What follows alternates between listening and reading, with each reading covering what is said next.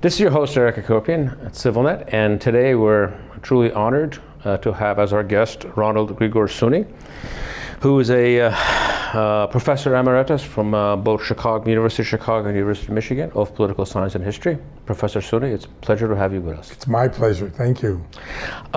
Given your fantastic knowledge of the area, which goes back decades in your study of the countries in the region, in fact, before they were countries, they were part of the Soviet Union. What I'm going to do is I'm going to do a regional tour, and I'm going to go through it country by country, and I want to see how you can enlighten us based on events of today, and obviously you would know how it connects to history. I'm going to start with a country that I know you're seen as probably the primary expert of, which is Georgia. And what I'm going to give you is I'm going to give you today's primary thinking about that country, and I want you to tell us to what extent is that accurate or inaccurate, and how that fits into the larger scheme of things. The perception, at least in the West, is that Georgia is a country that has a population that is geared towards the West, towards the EU, towards the United States, while it has a political system that, for multiple different reasons, is sort of entrapped with a current government that is seen, if not particularly helpful, but somewhat hostile to that, or right now, given the struggles going on with this foreign agents bill, is seen as pro-Russia, even though I'm not sure. I think there's obviously some domestic reasons why they would want to pass this legislation that isn't just related to Russia. It's rather complicated. And I want you to tell us, is this perception correct? And this year, up from now till October, when they're going to have elections, is sort of seen as a make or break year, where either Georgia goes down, reverses itself and goes down its western path that it was going to, or it essentially slowly joins, for the lack of a better phrase, the pro-Russian bloc. How would you describe, how accurate or inaccurate is this? I would begin by saying that Georgia has been unfortunate in its leaders. I guess the one leader I think would be most positive was Edward Shevardnadze. But by the end of his life, Shevardnadze was getting weaker and giving into corruption, and ultimately that led to the Rose Revolution and the coming to power of Misha Saakashvili and so forth. But it's been very unfortunate. And at the moment, it's led by, behind the scenes, a billionaire, Ivanishvili, who does seem to be very pro-Russian, though not necessarily declaring it in precisely that way. Now, the one thing that's most interesting for me as an American Armenian is that there are two countries in the Caucasus, Armenia and Georgia, which have very lively civil societies that have managed to preserve certain freedoms, certain independent organizations, certain ideas, connections with the West, etc. And those are strengths for these two societies. And there's a gap now in Georgia between an active and youthful, I would emphasize young people there, civil society, which definitely sees its future in joining the West and moving in that direction, and a government that either for personal or ideological or pragmatic reasons thinks it has to soften Georgia's antagonistic relationships with Russia, right? If there's a possibility ever of Abkhazia and South Ossetia becoming, again, de jure parts of Georgia, it would be because Russia would allow this to happen, and maybe that's a long-range calculation for them. But in fact, there's a big gap, and it's not accidental that thousands and thousands of young people, mostly, but others, were out in the streets trying to prevent the passage of this law that, in fact, is seen perhaps in an exaggerated way, but in a sensible, exaggerated way, to be a repressive instrument that can be used against. Just to clarify for our guests, this is a law that by its opponents, it's called a Russian law. By its supporters, it's called the Foreign Agents Law. Right. And it would restrict access to and maybe limit the possibilities of these independent organizations. And these independent organizations, which are pro-Western, pro-democratic, liberal, and so forth, are all fearful of this law. And so we'll see how it works out. But you can see that there's a major opposition. So the strength of Georgia is this civil society and the aspirations of its young people who want to live in a freer, more democratic society. What's your likely it's an impossible thing to guess. What do you think it's end of this year? Which direction does the reformist elements lose, the current government wins, or the opposite happens? If you were to guess based on the power correlation of forces, what would you say is likely scenario? I like being a historian. I look backwards and so forth because, you know, history is the only database we have to predict, to understand how we got where we are and to somehow think what possible scenarios exist for the future. There will be elections eventually. And if the opposition can organize itself and possibly find a leader, and that's a big task in Georgia because there is no obvious leader. There's no Saakashvili in the wings waiting, right? The parties are divided. The opposition is not unified. It's very spontaneous. It reminds me more of Occupy or some of the Arab Spring. Well, what happened to those movements?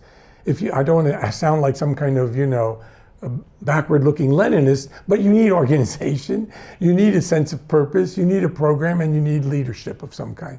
And this one is a very spontaneous, and every Georgians know this, movement without any of those things. You know, in Armenia, the Velvet Revolution at least had a leader.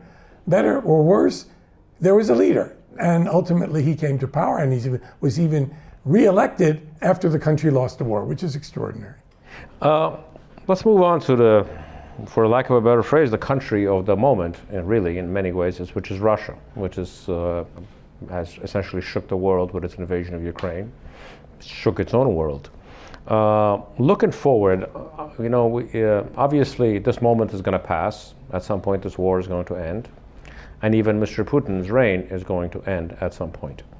What do you see? There's essentially a couple of possibilities of how this war ends. One is a decisive Russian victory, possible, but probably not likely, but we don't know that.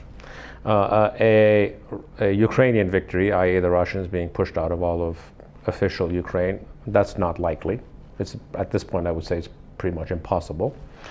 And last, and the most likely outcome, is some kind of a very frozen conflict peace, sort of what we had in Artsakh for 20-25 years, in which no one's happy. Russia stays as some version of giant Iran under sanctions until the post-Putin era. So it's just there's some sort of an unhappy end where essentially everybody loses. Even though in all practical senses you can say that Russia lost politically, they lost the war in the first couple of weeks when it comes for political purposes. What future do you, what future do you see for Russia, one? And two, I firmly believe that at some point the Russia of the future is going to get reintegrated not only into the world and possibly into the Western world in roles that people might be surprised by. How do you see the future of Russia at this point, given what I've outlined? Boy, do I hope you're right about that, because I miss Russia. I loved Russia. I loved the Soviet Union even, and I was happy to go there often. I don't want to go there now. I find myself very alienated personally and politically from what is now basically a right-wing government, very conservative, ultra-nationalist, you know, giving into the church and all of these kinds of things. I find it a very unsavory country, and it's led to this absurd and destructive war, which I think even Putin, you know, in his more sane moments, understands was a great error. And it's clear to me that he wants to get out.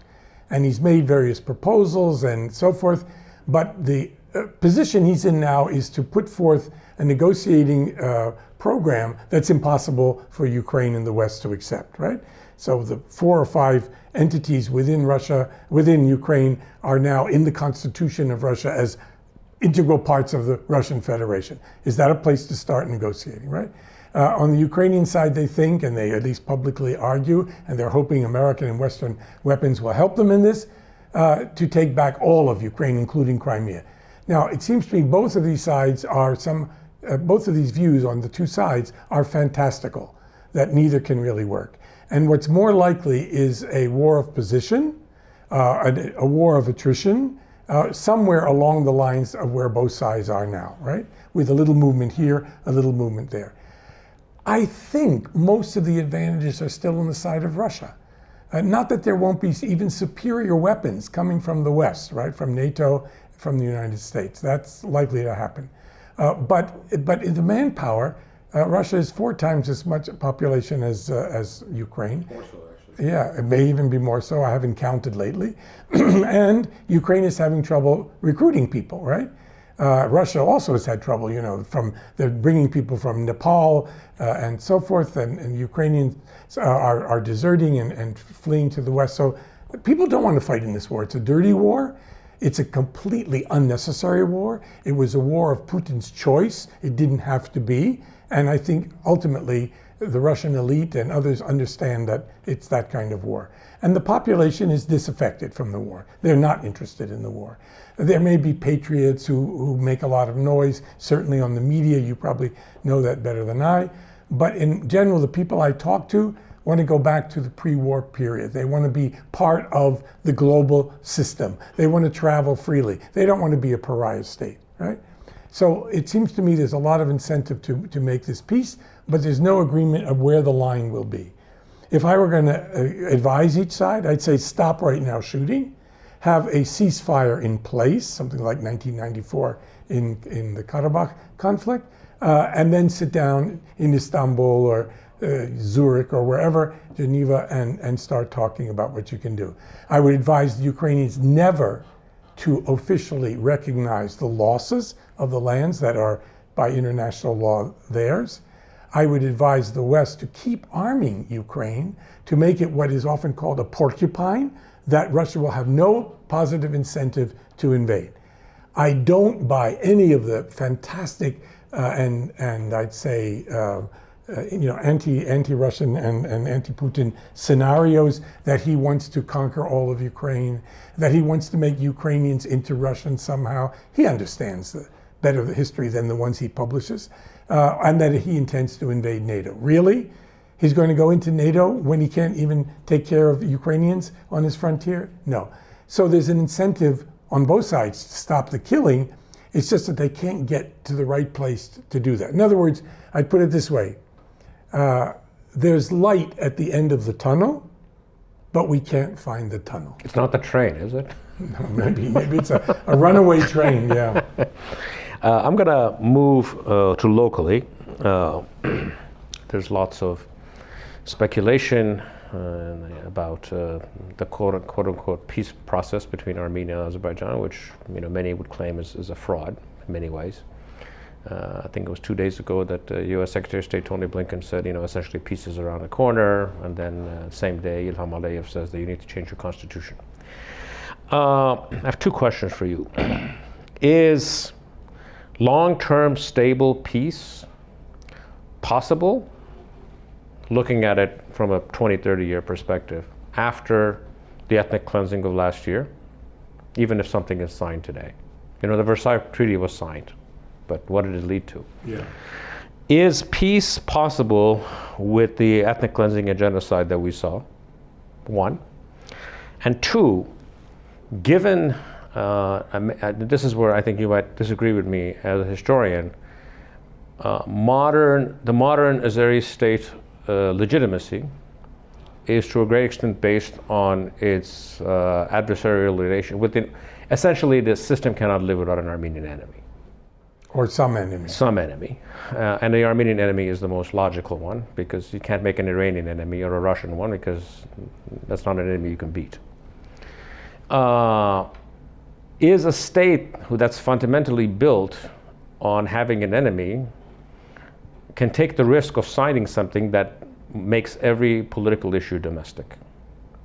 So those are my 2 questions as far as that goes. Those are very, very good questions. So whether there's a possibility of peace or not, I'll speak to that in a moment. There's a necessity for peace, particularly for Armenia, right? And as your question indicated, there's less of a necessity, less of a motivation, less of an incentive for Baku to make peace.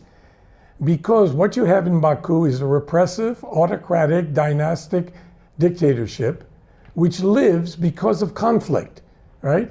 It lived because it now, and it will survive for a long time yet, because it won the war in Karabakh and ethnically cleansed Karabakh, right? Artsakh. I don't believe it was a genocide. There wasn't mass killing of that kind, but it certainly was the elimination of a place, an entity where Armenians had lived for millennia, right? So this is a crime against humanity. It's ethnic cleansing. It should be condemned. And we see that the West has not seriously condemned it. Okay, France gave some weapons to Armenia. Where is the US?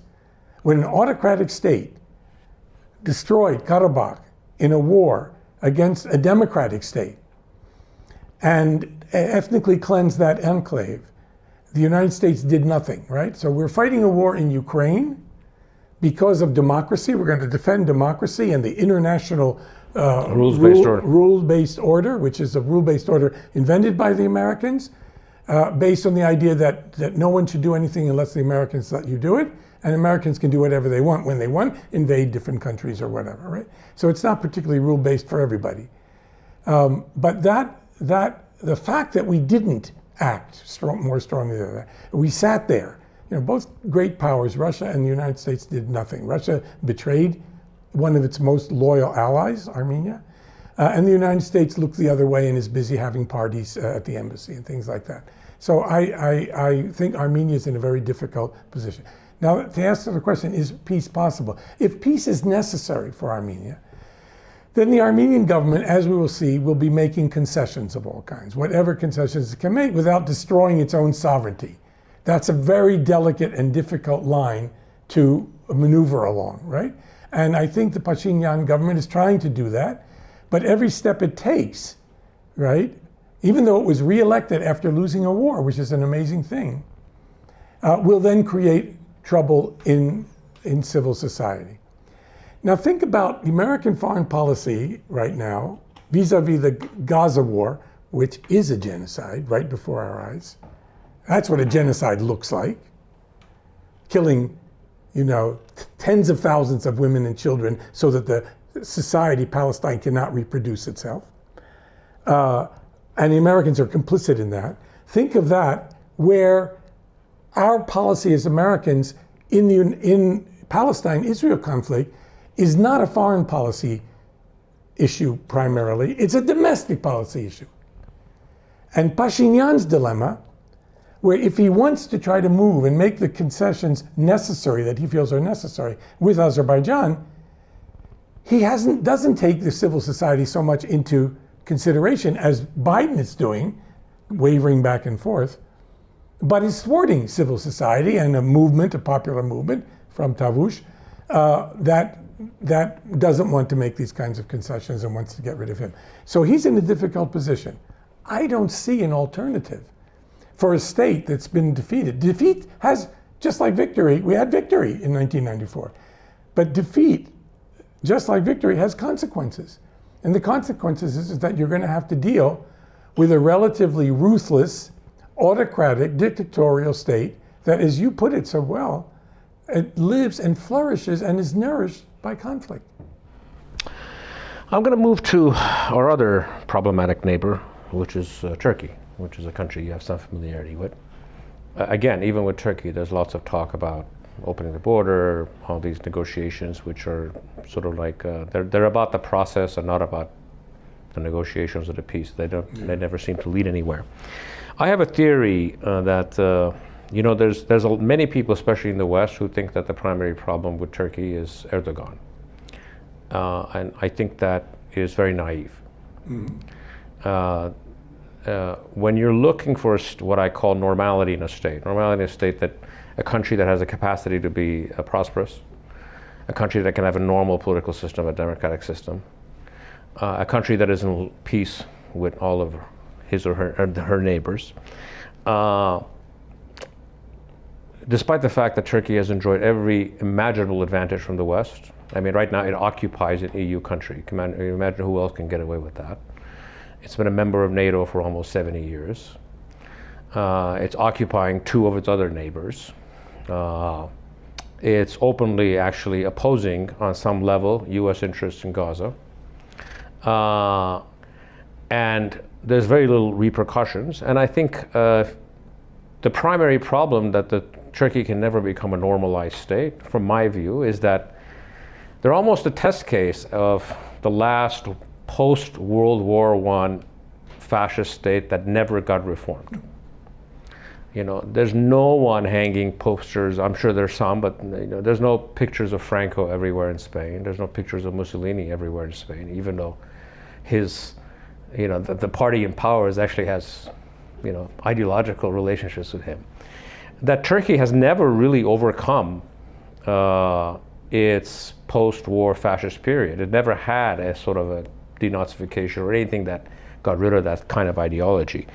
To what extent am I right that the problems go far deeper and that they're almost existentially not fixable in that way? I don't think Turkey is a fascist state. I wouldn't even call Kemal Ataturk a fascist. I would say that Kemal Ataturk was a right-wing conservative modernizing nationalist. He tried to create a state out of the dust and debris of World War I and the Armenian genocide. In other words, very large parts of his population had been eliminated. So you had a nice setting for building a Muslim state on a territory that had been of mixed population, and then you get rid of the Greeks, or so-called Greeks, in the population exchange, and then you crush the Kurds, right? So this was a state built by violence, right? What they call Kurtuluş Savaşı, War of Liberation, was actually built on the basis of a genocide, right? And then the rewarding of migrants, Muslim migrants, etc., with the property of the people that had been displaced and killed or deported or converted. In other words, what Karl Marx calls the primitive accumulation of capital was, in the Turkish case, the most primitive accumulation of capital you can imagine. Kill everybody and take everything, right? A little bit like the Americans and the Indians and so forth. But still, that's how the state was built. So as a result of that, if you eliminate middle-class elements and civil society, the state becomes a hyper-state, and it has to do everything, right? And it therefore became hugely authoritarian and conducted its punishing wars largely against the Kurdish population, which was the largest minority in the country, right? You think of Dersim and the Kurdish rebellion in the 20s, et cetera, et cetera. So, but then afterwards, after World War II, and it's in NATO, and the Americans are playing a role, et cetera, as it was becoming a more modern capitalist state, it also became more democratic. They actually have elections. So Russia is not coded by political scientists in America as a democracy, because its elections are largely phony. Certainly Iran is not. But Turkey is, because Erdogan could actually lose. And in fact, more recently, and this is to answer your question, more recently he did, his popularity was shown to have declined, particularly among the most educated urban parts of the population, right? In every major city, he didn't make it, right? In the Kurdish areas, he didn't make it. So this is and what are the Kurdish areas? It's historic Armenia. It's Van, Diyarbakir, right? Bitlis. This is now Kurdistan. So that's the setting. Now the question is, Erdogan is a man with fantastic visions. Some people call it neo-Ottomanism. Certainly he wants to keep the Kurds down. He wants to move into Syria and destroy Rojava, which is one of the most democratic, feminist, socialist entities we have in the world. All of those kinds of things. So we've got a really interesting case. But I think he's been slightly crippled by the effects of this latest invasion. And he's also getting older. So in fact, I think we have to think about a post-Erdogan period.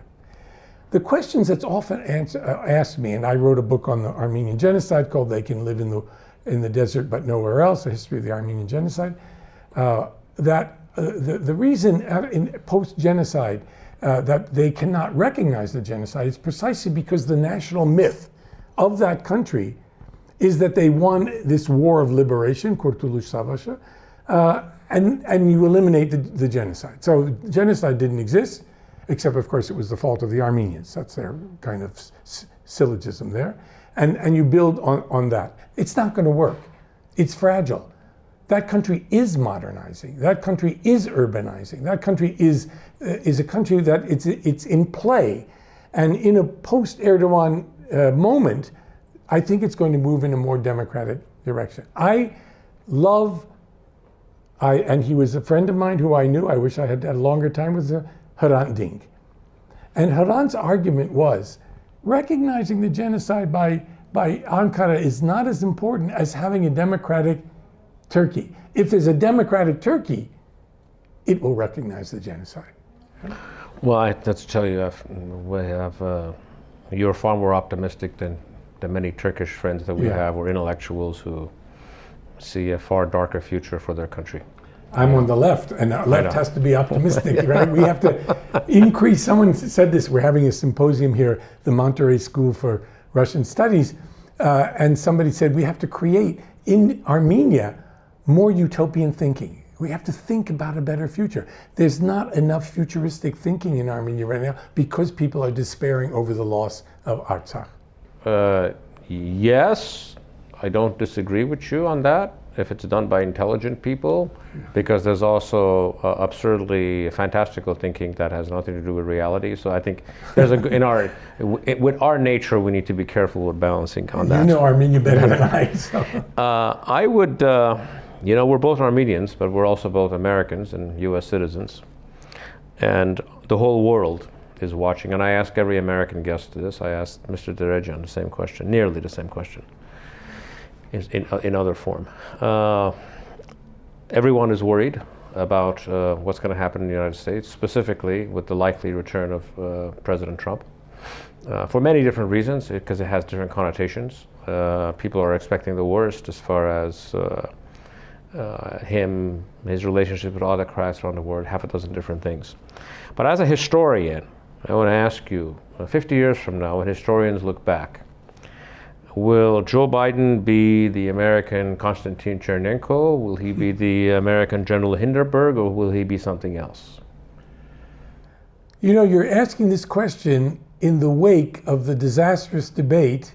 I was flying to Yerevan when this debate took place, and when the first stop was Frankfurt, and we were in a hotel there waiting for the plane, and it was so stunning what I saw, and of course I immediately fell into a kind of political despair because this was only helpful to Trump. And then the very next day or so, the Supreme Court basically gave presidents and ex-presidents immunity. It's the enabling laws. Yeah, enabling laws, yeah, it's a very good point. So things are clearly moving in the wrong direction, right? And Trump himself is increasingly unhinged. He doesn't even know reality anymore, and uses his own fantastic world and understanding to move in a very dangerous, proto-fascist, you could almost say, direction, right? He's definitely an authoritarian figure. A second term with now these new rules will be, horrendous, it seems to me. And Biden, for all of his weaknesses, and by the way, I'm slightly older than Biden, right? But far more functional. But I'm not running for president, thank God. Yeah, that would kill me. Is a rational man with a very good team. Now, I also am very critical of Biden, particularly over the way we are complicit in the genocide in Gaza, and many of his policies, which are continuations of Trumpist policies, blockading Cuba. Really, blockading Cuba after all these years? You're still afraid of socialism on that poor little island? And tariffs against China. Really? You think you're going to keep down China in the next generation? Keep trying and drive China into the arms of Russia. So there's a lot of things that I disagree with, but in general, the choice is so stark. Of course, we have to have a Democrat there, and hopefully in Congress as well. Right now, in the wake of that debate, I worry terribly about what's likely to happen. And whether he'll be a Chernenko or not, luckily I'm a historian. We look back, not forward. Yeah, that's your cop-out for everything. That's my cop-out, yeah. Before we end our show, I know you're, despite your youthful age, you are retired. Yes. And I know you're working on a new book, so I wanted to give you a chance for you to talk about that. Oh, thank you, yeah. So I have a project which I started during the pandemic. I'm a Russian and Caucasian scholar, but I couldn't go to archives. We're trapped, and our libraries were largely inaccessible. So I thought, I'm going to write a synthetic history of the nation form. How did we get to the point where nation states are the hegemonic form of government and understanding and legitimacy in the modern times, right? In the 20th and 21st centuries. And so this is what we call a constructivist account. Nations are not natural and organic and given by history. They don't go back into ancient times. I'm sorry to say this to Armenians because we love to we go back to Urartu and all the rest of it, but that they're largely made in the way we think of nations, where a shared culture, in our case of Armenians, ethnic culture, in our case as Americans, civic culture, gives you the right to political power and a state of your own and a territory, right? So this modern idea of nation, which combines culture with politics, it seems to me is something that developed in a big way in the 19th century. You can see it in Armenian history, right? I mean, there was the Ashkarabar movement, the people like Nalbandian and Rafi and others who developed this idea of nation, which was different from an ethno-religious idea of country, which the clergy was pushing. And then Armenia was formed as a modern nation by a few years, the Dashnag Republic, but particularly by the Soviet Union. So it was Soviets who made Armenia a kind of nation with a territory that largely protected by a superpower, and created culture and cadres of their own educational system, the city of Yerevan, and so forth and so on. So I'm trying to tell that story and then look ahead to see, well, now we're in an era of dominant economics called neoliberalism, attacks on the welfare state, the development of a very kind of internationalist, globalist economics and so forth. Is the nation going to survive? Is the nation still the form? By the way, I basically say it will be, but I'm giving away the end to the book, but it's a spoiler. But so that's what I'm trying to work on, and I love the work, and it's been wonderful to have the freedom to do that work now that I'm retired. Well, it's interesting to say that is because sometimes people forget how private wealth, private capital, now in many ways overwhelms national ones. Absolutely. There is the hottest company in the world is called NVIDIA that makes chips as it has a presence in Armenia, that at this point I think has nearly twice the valuation of the Russian economy. Wow. The entirety of the Russian economy. Yeah. Which is, it tells you where the power lies in the modern world. Well, if you think about it, people like Elon Musk or Peter Thiel or other billionaires who are just getting richer and will get richer if a Trump comes to power, they're a second government, an unelected government that the government that's elected has to deal with, right? So that kind of oligarchic power is now affecting major capitalist countries. Well, I think it's an assumption that they're the second government. I'm not sure if they're the second government. Mr. Suny, it was a pleasure having you with us. It was my pleasure, yeah. It was a very good conversation, and thank you for joining us this afternoon. And thank you for inviting me. Thank you for joining us today at CivilNet.